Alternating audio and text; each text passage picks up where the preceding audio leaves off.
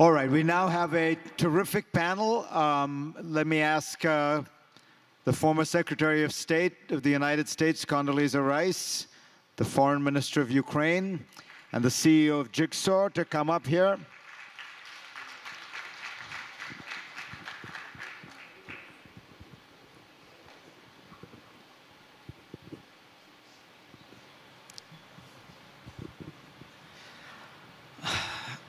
All right, with that philosophical backdrop that Bernard provided so beautifully, Condi, let me ask you how we should really think about the concept of cyber war, because this is clearly the new frontier in international relations.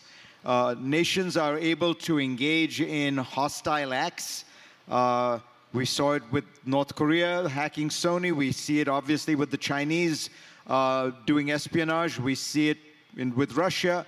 But let's also admit, the United States does its fair share of all of this as well. People sometimes talk about cyber war as the new weapon in the same way that nuclear weapons were the new weapon of the 1950s. But what happened with nuclear weapons was because people recognized how dangerous they were and how out of control things could get, you ended up by the 1960s, by the end of the 1960s, with a consensus that you needed some kind of arms control process that at least let each side know what the other side had, placed certain limits on it, negotiated certain kinds of issues regarding first use. All of it was imperfect, but there was some kind of framework. The problem with cyber is, of course, the attacks never have attribution. Everybody can always deny that they happened. There seems to be much less basis for some kind of cooperation. So are we condemned to a kind of spiral where you are just going to see each nation hacking the other and no limits on this? How should we think about this problem at that level? Well, first of all, let me say that that was just an extraordinary intervention, really terrific. And it reminds us that very often what seems new is somehow rooted in a past. And we very often, with cyber warfare, assume that it is completely new.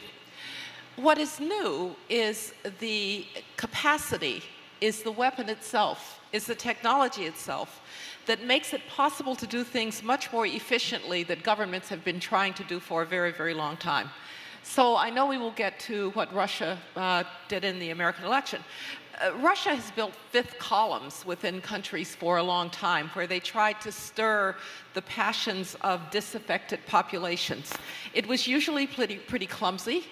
It was usually completely observable. Now, with cyber, you're able to do it, or they're able to do it in a much more efficient way. But let's remember that very often what technology is an enabler or an accelerant of underlying trends. So that's the first point that I'd like to make. The second point is that one of the things that makes it so difficult to think about how to deal with cyber is that its primary domain or its primary battlefield actually doesn't belong to governments.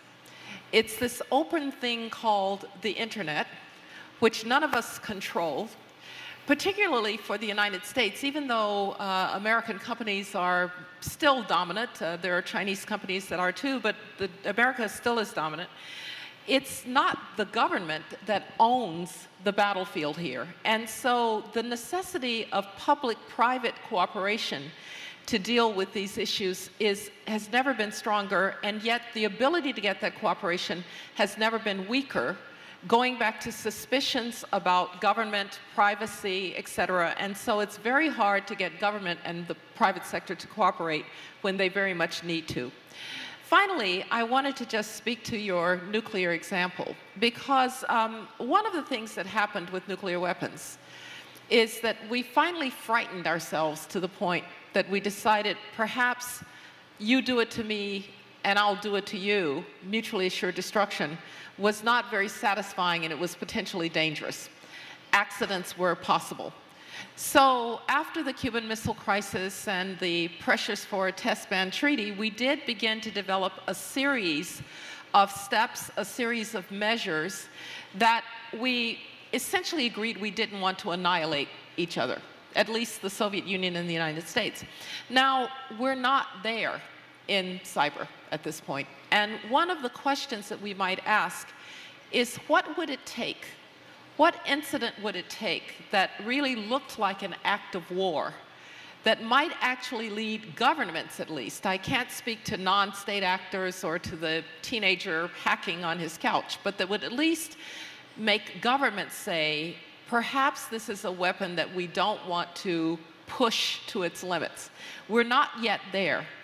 I do want to say, attribution is difficult, but it's not impossible. And governments ought to recognize that attribution is possible. But I think the real problem is we just haven't yet somehow crossed a threshold at which we think cooperation is necessary. So on that front, Condi, let me ask you, when you were in the National Security Council for 8 years, did you come across cyber attacks where there was a conversation about how should we respond? At what point would we say this is an act of war and has to be responded to as an act of war? Well, let me tie it to something we talked about earlier, NATO. So there's Article 5, an attack upon one is an attack upon all.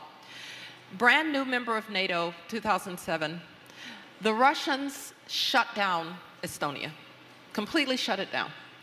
I remember the phone call from President Ilves saying, do you realize what is happening to us? And this is a country that prided itself on e-governance, on the budget being online, on e-voting.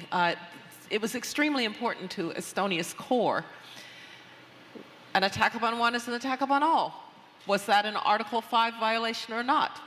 We were very early, really, in the Bush administration in beginning to see what was possible through cyber. And I remember that as being, for me, a kind of aha moment, that this would be a new battlefield and that we had neither the means to understand how to deter it, we didn't really have the means to know how to respond to it, and I think we haven't, frankly, gotten terribly much further in the more than 10 years since that. Jared, let me ask you, moving from this sort of strategic level to talk a little bit on the ground. For those of you who don't know, Jared Cohen runs Jigsaw, which is Alphabet, the parent company of Google's kind of geopolitical arm that handles all issues that have geopolitical implications, such as hacking, cyber war, and such. You've just spent some time in Donbass. Tell us what you're seeing there and how it fits into this conversation. Absolutely, and I'd like to just thank Victor and express my gratitude for being here. But before answering your specific question, Fareed, I think it's important to answer the question, why Ukraine? Because it's hard to imagine a single country that, in terms of what I do, matters more. And there's an interesting sequence of events here that should reveal why the private sector should focus more on Ukraine, which is right now the private sector is spending a lot of time thinking about how do we get ahead of the presidential election in the US in 2020 and make sure what happened in 2016 doesn't repeat itself. And same thing with the European parliamentary elections in May of 2019. But the observation that we make is there's nothing that will be done to the United States or Europe that won't be done to Ukraine first. And the best way to protect the American presidential election and the European parliamentary election is to double down on protecting Ukraine's presidential election. In the process of helping Ukraine, we're going to learn about the most recent tactics that are deployed by outside actors to disrupt the democratic process. The reason I went to Donbass all the way out to Avdiivka was to try to understand how do the cyber tactics differ in parts of the country where there's physical fighting taking place. And I was really struck by the fact that I learned a number of new things about nefarious cyber activity and how it's deployed that I would not have learned had we not had an opportunity to get out to the front lines. We talk a lot about the physical world and we talk a lot about the cyber world, but we don't talk about how they relate to each other. And what you see when you go out to the Donbass is multidimensional attacks, whereby disinformation is deployed months in advance of a physical attack to make it easier to carry out that physical attack. It's then followed by more disinformation that makes it harder to deal with and manage the aftermath of it. And to give you an example of this, one of the things that we heard about was the deployment of disinformation that targeted the police force in the East, specifically with rumors about crucifixions of Ukrainian crucifixions of young children and so forth. They did this months in advance of the first moments of fighting as a tactic to try to ensure that when the fighting started, 90% of the police force flipped over to the Russian side. So they're deploying propaganda as a first strike capability in the context of where the fighting is, which is different than when they're just spreading disinformation in a sort of political and an election context. Pavlo, listening to that, and that specific example that Jared gave, which is such a perfect one, it strikes me that what the Russians are doing now, which has been more successful than the Soviets were able to do in the past, is to exploit a society's own internal divisions. So Condi is absolutely right. The Soviets tried to infiltrate the communist parties of Italy and France in the 1940s, and that was what provoked so much of the anti-communist writing of George Orwell and André Gide and people like that. But that time it wasn't as successful because the social democratic left rose up and opposed the Soviets. Here, it does seem to me, and I know that this is not always the most popular thing to say in Kiev, but Ukraine is a divided society in ways that the United States is a divided society. And part of what the Russians are doing is taking advantage of that division. How do you deal with that problem? Look, firstly, I don't believe that Ukraine is a divided society. And of course, we have different kind of lines and different kind of layers. And the Russians, what the Russians have been doing, and I have to say, they've been getting better in what kind of methodology and what kind of tools they use against us. And, whatever, it's the title of the slogan, the next generation of everything. I believe it's a kind of next generation of hybrid war, which is fought against us at the moment. Because Bernard tried to answer the question, who kills the truth? And Russia here is a serial killer, but it's not a person. Look, it's in political sense, it's a person, Russia, yeah, but here it's a kind of state gang. They understand how to combine not just disinformation, fake news, a bit of cyber, but they understand how to use all this methodology in the sense of exploiting dividing issues. It's not about lines within the society, but for example, religion. Religion will be the big point for the Russians to use or probably to misuse here. Language, it's widely known. So you can basically play in a very weird way with 1, 2, 3 issues. And unfortunately, if we ask people here about hybrid threats and all, normally it's about disinformation, fake news, it's about cyber, it's about election integrity, and that's it. And here it's about everything. And my point, we've been getting better, but the Russians have been getting better. Over 3 recent weeks, the Russians were able to ban a number of accounts of our journalists on Facebook. And methodology is crazy simple. You take one half of a sentence, basically believe it's something, right-wing or something, use 5,000 fake accounts, send it to Facebook and say, it's about extremists. And you are banned at least for 30 days. It's easy, but it's effective. Or, if you talk about cyber, the point of Condoleezza about we are not there, we will be there starting with artificial intelligence. We will be there, and it will come in a couple of years. What will it mean? What is the there? We will come to an attack that is so significant, so severe, what? Exactly. We can, now try to understand whether it's Article 5 or not. But with artificial intelligence, cyber will become so severe where it could destroy layers of society and societies. So, I'm a lost case in the sense of cyber. I'm a physicist myself. I started with computer simulation, and I can still write decent hacker program, hopefully. But unfortunately, with the whole complexity of this issue, we will be there in a couple of years. And the Russians, and some others, not to name everything, will get better and better on the cyber issues, combining it with pretty much everything on fake news and disinformation, but also, like you've said, misusing these dividing issues.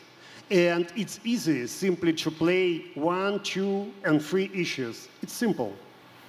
One of the kinds of cyber war that I worry about, we talk about the next financial crisis, and Andrew Ross Sorkin and I were having this conversation. And he said, the kind of cyber war I worry about is, imagine everybody in Ukraine got up and discovered one day that their bank accounts were zero. Jared, have you thought about that kind of thing? And how easy is it to do? And what would, again, is there a response? Is there a precautionary step one can take? It's a great question, and it goes back to the first question that you asked Secretary Rice. One of the key distinctions between physical war and cyber war is there's no digital equivalent of WMD. When you're talking about cyberspace, the WMD is the targets. It's in terms of the weapons, it's much more sort of low-grade weaponry, but high-consequence targets. And banks and financial institutions are obviously the best example of this.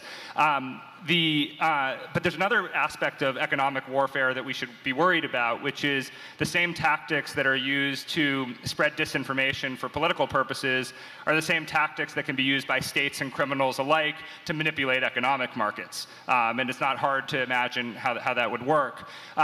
It's easy to talk about, this is a disinformation tactic, they do this, they do that. We should talk more about vulnerabilities, because vulnerabilities are far more prescriptive. So when we look at disinformation tactics, the 3 biggest signals that a disinformation campaign is part of a politically motivated and coordinated effort is first temporal, meaning when the trolls swarm, they do so on shifts because they're operating out of troll farms. They also, for instance, they'll talk about race in America except on Russian holidays. They take those off.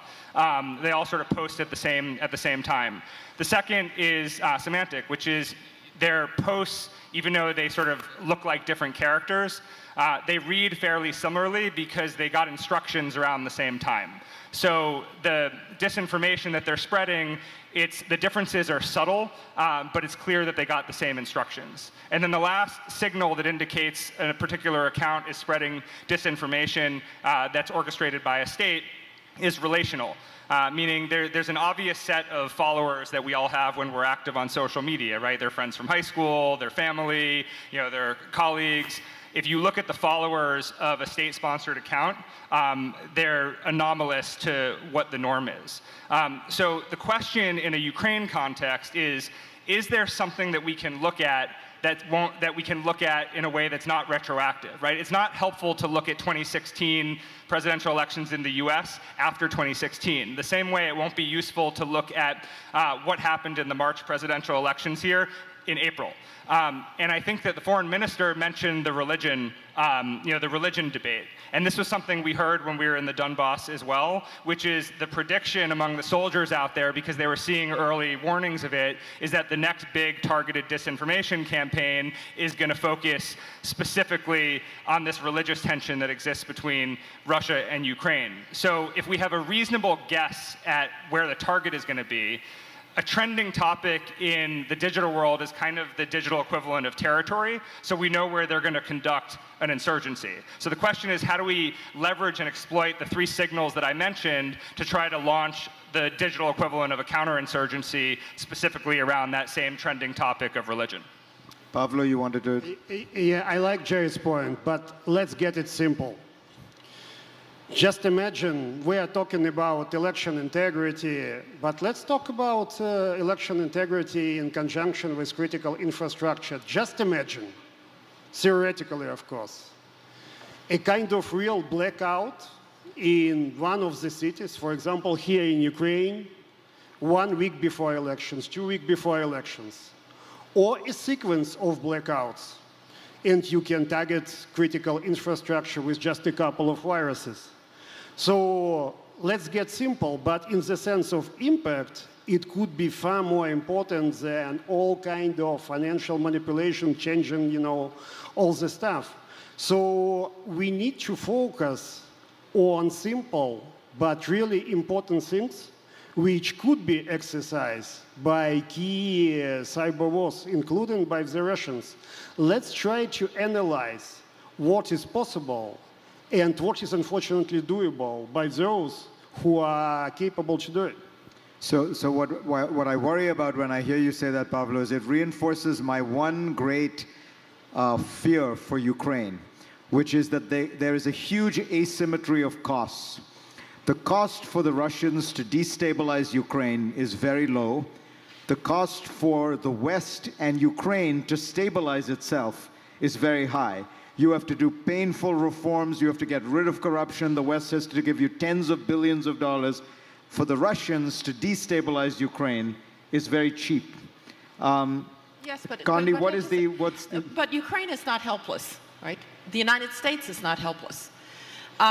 Let me just make a couple of points, because I agree completely, Jared, that part of this is understanding the battle space, preparing for it, and perhaps even declaratory policy would start to help. We were very good at declaratory policy in the early nuclear age. Certain things are simply off limits. If you see all Ukrainian accounts go to zero, not all Ukrainians went and withdrew their money that day. We know that, so something happened. So some of this, I think, is preparation, and right now we're not very prepared, and we're spending all of our time spinning ourselves up about how bad the problem is and doing actually very little to address the problem. Second point, if you have vulnerabilities, and I don't mean now cyber vulnerabilities, I mean political vulnerabilities, start to do something about them. One of the problems in eastern Ukraine, not to put too fine a point on it, is eastern Ukraine is very poor.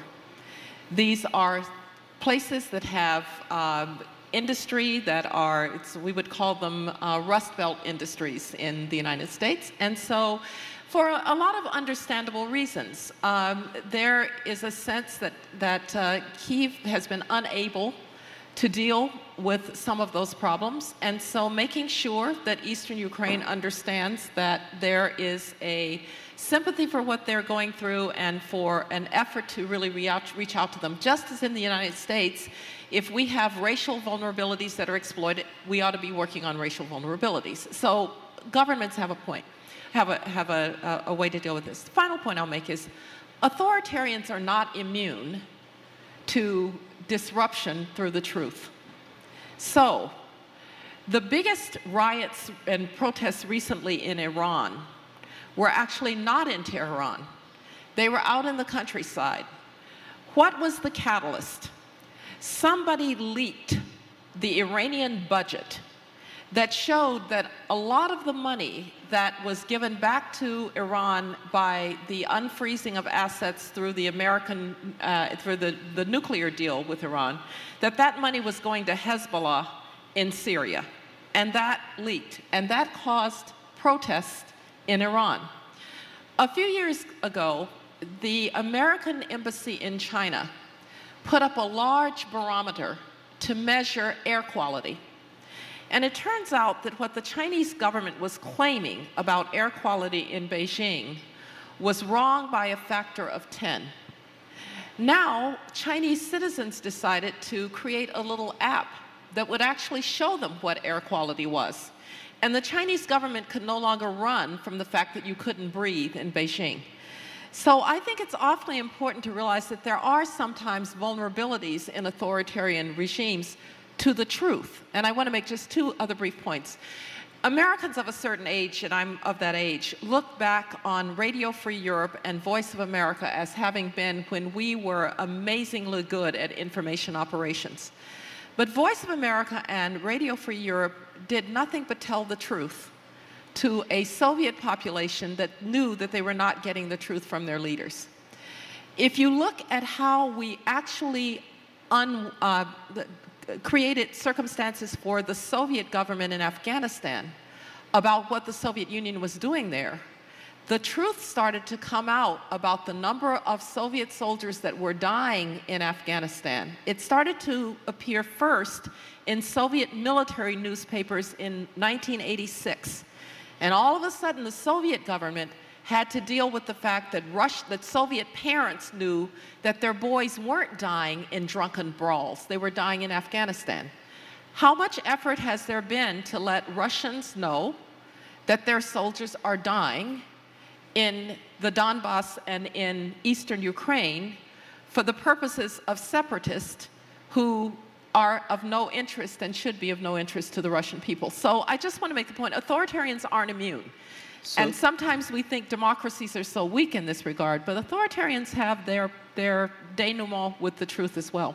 So let me ask you about a specific authoritarian and a specific truth. A number of people have wondered why the United States would not counter Russian cyber war by, for example, publicizing Vladimir Putin's finances. Yeah. I don't know the answer to that question.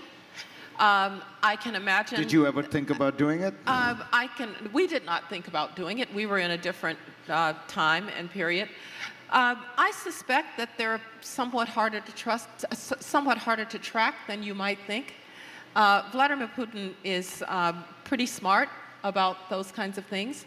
It also requires, by the way, the cooperation of not just the U.S. Treasury, but of a number of other places of deposit abroad, let me put it that way. And so this is actually an international cooperation issue as well. But I suspect that it's actually not as easy to do as people think it is. Pavlo, what is your strategy to deal with what Jared was describing as an inevitable ramping up of the Russian efforts in Ukraine over the next year? Look, it's simple. The West can save us from all these threats if we don't fight for us. It's about us to re-energize our society. It's not an elitist effort to counter Russian threats. It's about us to re-energize IT community and to work with our friends to counter these threats. It's about us to re-energize media and NGOs to counter against fake news and all kinds of this stuff. It's about us not to let Russians, like you said, to manipulate with dividing issues like religion, language. Fundamentally, it's about us, and it's about our fundamental goal, and we've started working on special platforms, of course, with the help of our friends, and Jared has been doing a lot here, you know, IT community platform, the platform for IJOs, but fundamentally, my vision, we need to get together NGOs, IT community, and governmental institutions in a good, in creative and effective way. But on the top of that, we need this important assistance. It's the only way to go forward. And the second point, I wanted basically to add up on what Condoleezza has just said. Look, let's start getting proactive against Russia. We've been talking about countering Russian threats, to react. Why not to start looking into creative ways to be proactive on Russia? And there are ways to target Russia, also in non-conventional ways. So there should be at least political will, and a real political will to start doing it. Of course, also in a symmetric way, and we need a kind of different discussion on that, but it's imminent. And without that, you can counter actually those who are able, as you said, to target us in a symmetric way. Jared, when you look at what Pavlo is saying, what do you think would be the most successful strategy that Ukraine could adopt? And presumably that tells us something about what Europeans and Americans should also do. If you were to create a toolkit to counter cyber war, what's the most important things to know? Two things, and I want to echo what Secretary Rice said about Ukraine not being helpless. If anything, I find this place completely uplifting for a variety of reasons, and I actually find it difficult to find a country that I'm as excited about working in as this one. I'll get to why in a second. But on the policy side, I think there's a bigger story that Ukraine can tell, which gets to the thing that I mentioned at the beginning, which is how Ukraine is a bellwether of things to come in terms of the future of cyber war that can incentivize the international community to pay a disproportionate amount of time to this country, particularly the private sector. So I think that's a message that really can come from the government here, but come from all of us who care about the future of this country. The second has to do with incentives. So I find myself drawing an interesting parallel between Ukraine and Israel, which are two countries that I think are in a totally unique situation, which is they have world-class engineering talent, and they are right on the front lines of some of the most pressing international security challenges, which means that these are the only two countries in the world where you don't have to explain to engineers how geopolitics works, why it matters, the sort of nuances of international security. So that's a huge advantage that Ukraine has. The problem is all the engineers here want to work on e-commerce, and you have this incredible civil society community, which is like a throwback to the best eras of civil society. And we need to find a way to change the incentives so that, the same way we think of Israel as a startup nation, Ukraine absolutely has the potential and the assets to be the startup nation for countering disinformation. It doesn't have the companies to do this, but it absolutely has the right assets to be able to create those companies. And if Ukraine brings together its engineering talent with its civil society talent, the counter-disinformation companies that germinate in this country can literally be the companies that help fight disinformation in every corner of the world, including the United States. All right, on that positive and optimistic note, thank you all. Fascinating conversation. Just stay, but if you can all join in a round of applause. We have Kurt Volker, the U.S. Special Representative for the Ukrainian negotiations, who's going to make a short comment. Kurt, can you? Lovely. Thank you very much. I didn't know what I was going to comment about, but now I'm quite inspired by it. I want to come back to where we began with Bernard-Henri Lévy, because it all comes back to what he said about the sophists. It starts with human will. All the things we're talking about with technology and cyber attacks start with someone deciding to do something. And what we need to get at is a point where we can influence that decision so that we prevent that from happening, we can respond to that happening, and that way anyone who tries to do something will know that it will not be effective. In that respect, I have to say that we in the West have been very, very sluggish on rallying our own will. We have all the capabilities and all the tools and all the strength necessary, especially compared to the adversaries that we're facing, and yet we haven't mustered the will to do that. The second thing, and I'm struck by this too, what Jared was saying about Ukraine being the epicenter for how cyber attacks and defense against cyber attacks is playing out, it's almost no coincidence that Ukraine is also the geostrategic epicenter. That how Ukraine comes out in terms of its democracy, in terms of its success as an economy, in terms of its relationship with Russia, is strategically important politically and civilizationally. And that is probably why it is the epicenter of the cyber attacks as well. So, thanks. Thank you.